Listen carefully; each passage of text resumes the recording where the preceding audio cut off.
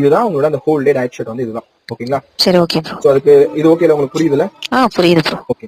இப்போ உங்களுக்கு நீங்க என்ன தப்பு பண்ணிருக்கீங்க ஏதாச்சும் தெரியுதா? நிறைய தெரியுது. கேக்குறேன். சரி நீங்க என்கிட்ட சொல்ல வேண்டாம். உங்களுக்கு தெரிஞ்சால் ஓகே, நீங்க கிளாரிஃபை பண்ணி அதை இது பண்ணிக்கிட்டா போதும். ஓகேங்களா? இல்ல ப்ரோ, நான் நிறைய தான் தப்பு பண்ணிருக்கேன். நான் வந்து நிறைய வந்து வெஜ் தான் எடுத்திருக்கேன், நான்வெஜ் ரொம்ப எடுத்தது. பட் நீங்க சொல்ற மாதிரி தப்பு.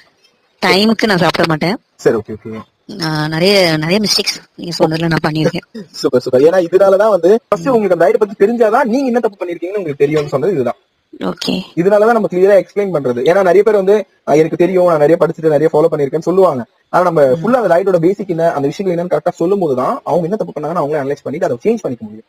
ஓகே. அதனாலதான். ஓகேங்களா? சோ இப்ப அது கிளியர் ஆயிடுச்சு உங்களுக்கு பிரச்சனை? Super bro. சரி சூப்பரா சொன்னீங்க. Okay okay. Thanks. Okay okay. பிரச்சனை. இதுதான் உங்களோட அந்த ஹோல் டே டயட் ஷர்ட் வந்து இதுதான். ஓகேங்களா? சரி ஓகே ப்ரோ. சோ அதுக்கு இது ஓகேல உங்களுக்கு புரியுதுல? புரியுது ப்ரோ. ஓகே.